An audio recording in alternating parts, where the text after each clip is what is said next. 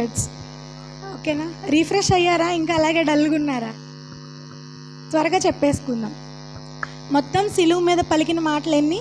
గట్టిగా 7 మాటలు. 7 మాటల్లో మనం ఆలోచించాల్సిన విషయం నేను ఒకటి చెప్తా. 3 మాత్రమే దేవుడితో కుమారుడు పలుకుతాడు, 4 పక్కనున్న మనుషులతో మాట్లాడతారు. ఇప్పుడు మీరు ఆల్రెడీ 3 విన్నారు కదా. ఫస్ట్ది ఏంటిది? తండ్రి, వీరేం చేయుచున్నారో వీరు ఎరుగరు గనుక వీరిని క్షమించండి. ఇది ఎవరితో చెప్పారు? యేసయ్య తండ్రితో చెప్పారు. రెండో మాట, నాతో కూడా పరదేశంలో ఉందని ఒక దొంగతో పలికారు. అది మనుషులతో మాట్లాడారు. మూడోది, ఇగో నీ కుమారుడు, ఇదిగో నీ తల్లి అని చెప్పి బాధ్యతను అప్పచెప్పారు. అది మనుషులతోనే మాట్లాడారు. 4వ మాట వచ్చేసరికి, నా దేవా నా దేవా నన్నెందుకు చేయి విడిచితివి. ఇది ఎవరితో మాట్లాడుతున్నారు? తండ్రితో మాట్లాడుతున్న రెండో మాట. సిలువ మోయటం ప్రారంభించి ఆయన కొండ ఎక్కే పర్యంతరం జరిగే ప్రక్రియని మనం ఇవాళ తెలుసుకుంటున్నాం. అంటే రీక్యాప్. ఎప్పుడో జరిగిపోయింది, మళ్ళీ వాళ్ళు ఆయన్ని సిలువేస్తారు, ఆయన్ని సమాధిలో పెడతారు అన్నది కాదు. జరిగిపోయిన విషయాన్ని తలపోచుకుంటున్నాం. ఇందాక చెల్లి చెప్పింది కదా, ఏదైతే మీరు పొందిన కార్యాలు మీ పిల్లలకు చెప్తారో అది ఆశీర్వాదకరంగా మీకు మీ పిల్లలకు ఉంటుంది అని.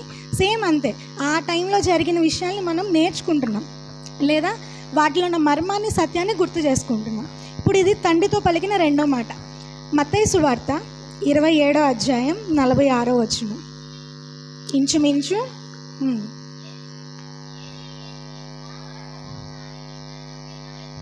ఓకే. నా దేవా నా దేవా నన్నెందుకు చేయి విడనాడితివి. ఈ మాటని మనం నేర్చుకోబోయే ముందు నేను కొన్ని విషయాలు మీకు చెప్పాలనుకుంటున్నాను. ఫస్ట్, దేవుడు మానవుడు మాత్రమే ఏదైనా తోటలో ఉన్నారు, అవునా కాదా? అవునా? అక్కడ మానవునికి దేవునికి మధ్యలో ఎడబాటు రావటానికి కారణం ఏంటి? పాపం. రైట్.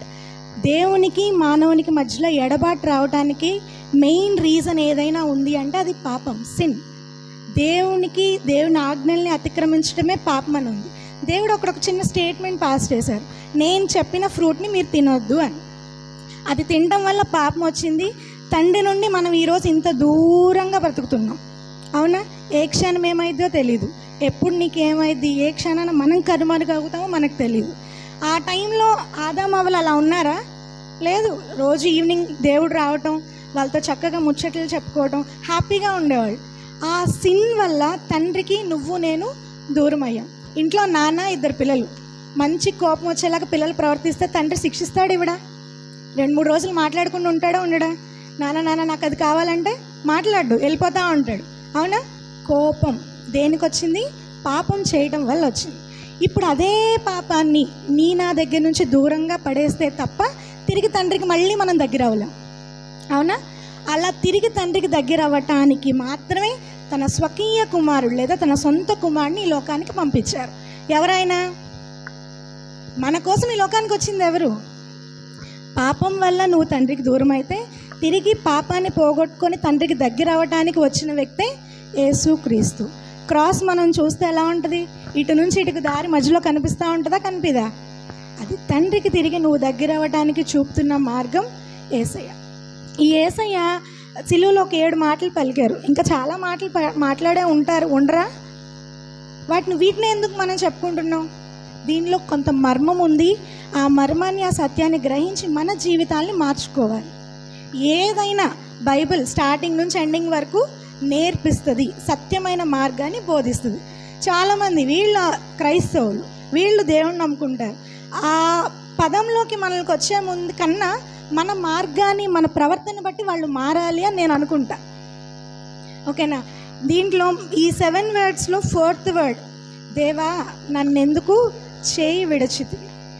విడుచుట అన్న పదం గురించి ఒక్కసారి ఆలోచిద్దాం. విడవటం, నేను ఇప్పుడు ఫోన్ పట్టుకొని విడుస్తా, కింద పడిద్ది, దీనికి ఎంతో విలువ ఉంటుంది. ఇది పగిలిపోతే తిరిగి నాకు పనిచేసిద్దా? దీనివల్ల నాకేమొస్తుంది? బాధ. మళ్ళీ కష్టపడి డబ్బులు సమకూర్చుకొని నేను కొనుక్కోవాలి. నేను మా అమ్మగారు కలిసి వెళ్తున్నాం, నేను చేయి విడిచుకొని పరిగెత్తేసాను, ఎదురు నుంచి బస్సు వస్తుంది, దానికి మూల్యం నా ప్రాణం. విడిచేస్తే నష్టం అన్నది జరుగుతుంది. ఇది మానవులకి లేదా మానవునికి వస్తువుల మధ్యలో జరిగిన నష్టాలు, బాధన, వేదన, కోపం. మన ఇంటి పక్కన వాళ్ళు ఉంటారు, వాళ్ళతో మనకు పోట్లాడి జరిగిద్ది. కొన్ని రోజులు వాళ్ళ మొహం మనం చూడం, అసలు నిజంగా కనిపిస్తున్నా కానీ అసలు ఇంక వెళ్ళిపోయిద్ది అనమాట ఏదో డైరెక్షన్లో. అక్కడ ఏంటి? బాధ లేదా కోపం, ఈర్ష్య, అసూయ. ఇవంతా మనుషులకి మధ్యలో ఎప్పుడు విడిచిపెట్టే ప్రక్రియలో. నెక్స్ట్, షుగర్ వచ్చిన ప్రతి ఒక్కరు స్వీట్ చూసి తింటారా? దూరంగా పెడతారుగా.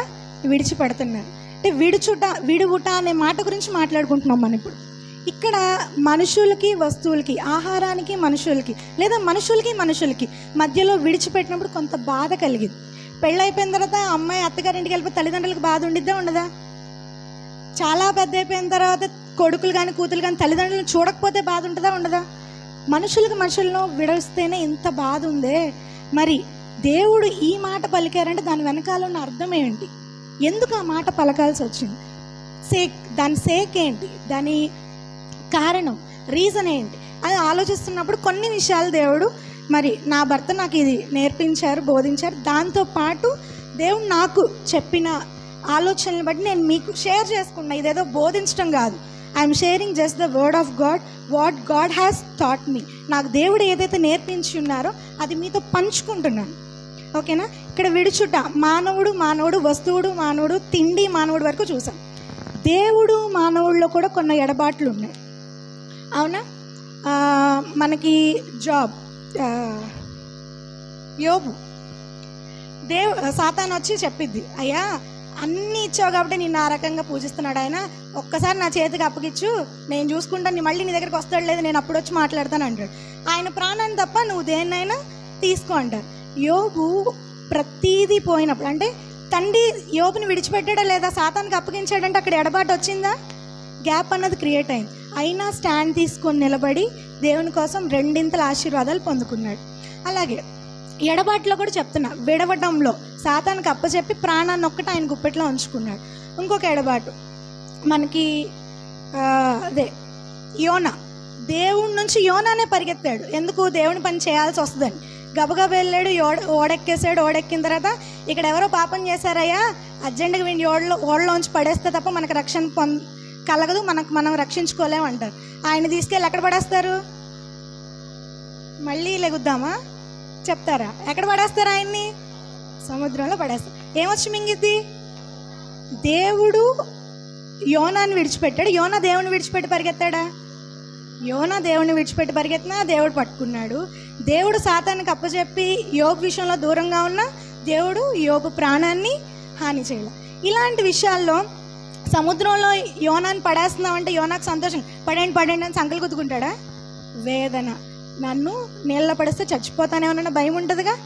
ప్రతి ఎడబాటులో వేదన. దేవునికి మనుషునికి మధ్య వచ్చే ఎడబాటులో నాకు అర్థమైంది వేదన. తల్లి గర్భం ఎన్ని నెలలు మోసిద్ది బిడ్డని? 9 months. ప్రసవ వేదన అంటారు, అవునా? కానీ 9th month అయిపోయిన తర్వాత డెలివరీ అయితే బిడ్డ బయటకు వచ్చిన తర్వాత అయ్యో అనిద్దా? సంతోషంగా ఉంటుందా? ఆ వేదనలో కూడా సంతోషం ఉంది. అదే వేదన నా యేసయ్య నా కోసం ఆ వేదనగా మార్చుకొని తండ్రి ఆయన చేతిని విడిచిపెట్టిన నీ పాపం కోసం నా పాపం కోసం ఆయన ఆ రోజు శిలువ పైన నిలబడ్డాడు. ఆయన రక్షించుకోలేడా? రక్షించుకోవచ్చు కదా, రక్షించుకోలేడా? దొంగకొచ్చిన రెస్పాన్స్ కూడా మన దగ్గర రావట్లా. గట్టిగా చెప్పండి, ఆయన రక్షించుకోగలడా లేదా? గట్టిగా, రక్షించుకోగలడా లేదా? నిన్ను నన్ను రక్షించగలడా లేదా? కానీ మనం పాపం చేసామా లేదా? చేసాం. ఆ పాపం నుండి మళ్ళీ మనల్ని తండ్రి దగ్గరికి తీసుకువెళ్ళడానికి ఈ లోకానికి పంపిన ఏకైక కుమారుడు మన యేసయ్య. ఆ వేదన. హెబ్రీలు, ఒకసారి నాకు ఈ 2 sentences చదవండి. రోమా 5:9 and 10. రోమీలకు రాసిన పత్రిక 5వ అధ్యాయం 9-10 వచనాలు.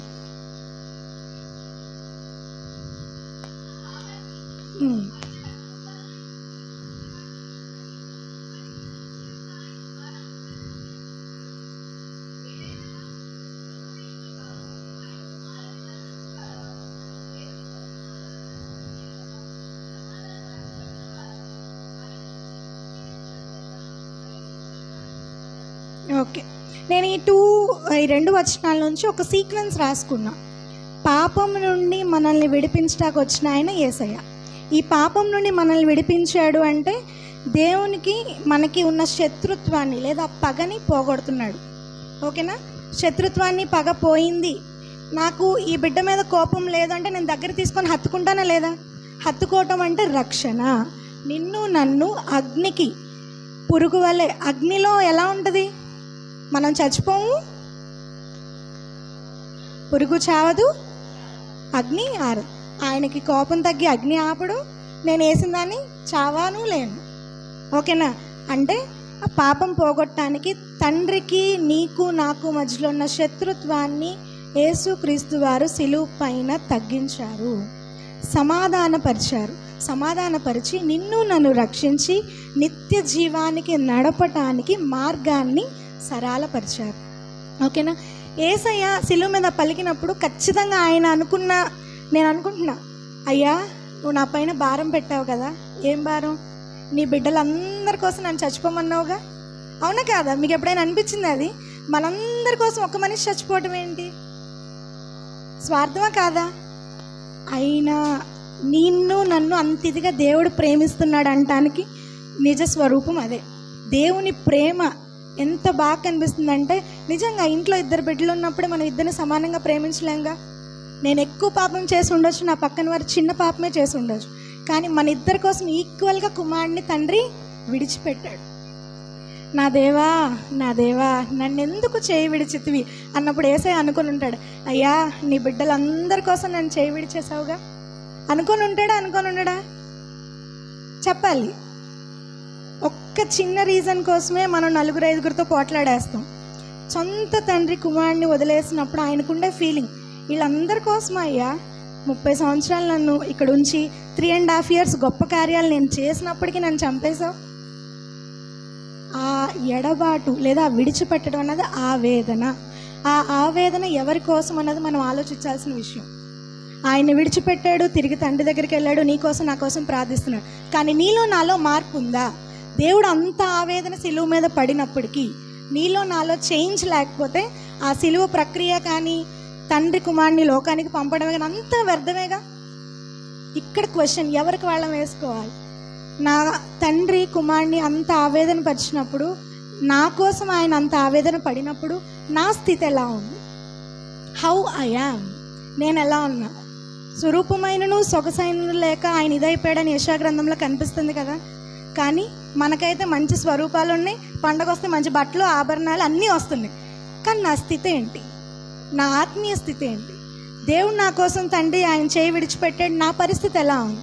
నేను దేవుడు చేయి విడిచిపెట్టి పరిగెడుతున్నానా, దేవుడి కోసం నిలబడుతున్నానా? ప్రశ్నించుకుందాం ఒక్కసారి. అయ్యా నిజంగా కొన్నిసార్లు అనిపిస్తుంది, చాలా పెద్ద సిచ్యువేషన్స్ అయినా చిన్న సిచ్యువేషన్స్ అయినా దేవుడు మనతో నడిస్తే అవి చాలా తేలిగ్గా అయిపోతాయి, అవునా? మోయలేనంత భారం కూడా దేవుడు మన పక్షాన ఉంటే చిట్టుక్కుమని అయిపోయేది. అది ఎలా అయిందన్నది కూడా మనకి తెలియదు. అక్కడ దేవుడు ప్రెజెన్స్ ఉంది. అంత ప్రేమిస్తున్నాడమ్మా దేవుడు నిన్ను నన్ను. ఆ ప్రేమని పొందుకునే యోగ్యత నీకు నాకు ఉంది అంటే యేసయ్య ఆ రోజు పడిన ఆవేదనకి మనం ఏమన్నా చేయగలము అంటే నిత్యం ఆయన సన్నిధిలో గడపటం, ఆయన వాక్యాన్ని తూచా తప్పకుండా మానవులుగా సాధ్యం కాదు, సరిదిద్దుకుంటూ ముందుకు వెళ్ళాలి. We should need to correct hour cells.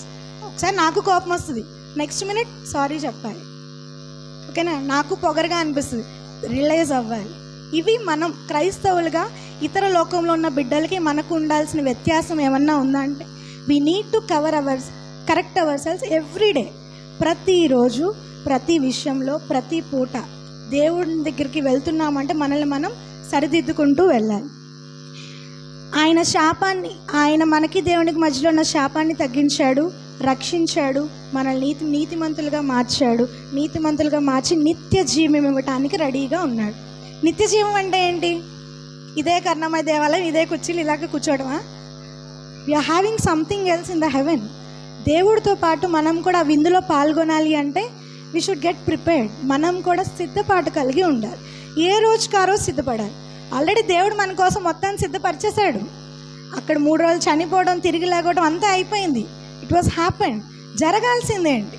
మనల్ని మనం సరిదిద్దుకోవటం జరగాల్సింది. నిత్య జీవం కోసం పరిగెత్తాలి.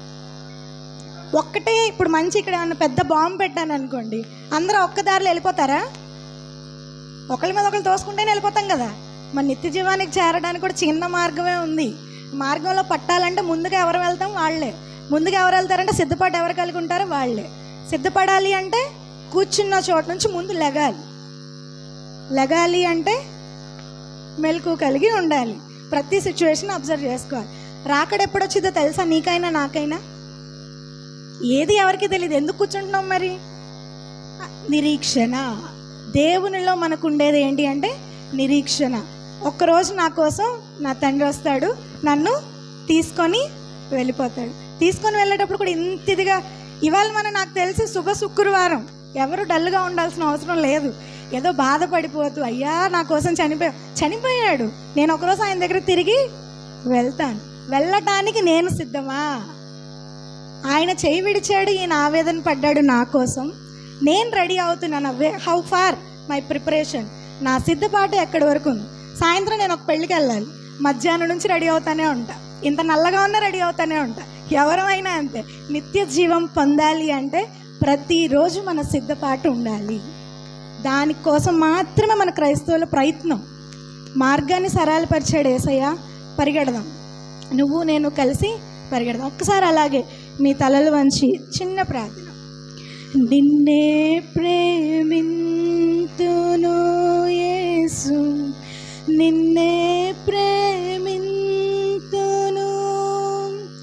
నిన్నే కీర్తింతును యేసు, నిన్నే కీర్తింతును. నెవెను తిరుగా నీ సన్నిధిలో మోకరించి, నీ మార్గములో సాగెదా, నిరసించక సాగెదా, నెవెను తిరుగా. మళ్ళీ చెప్దాం.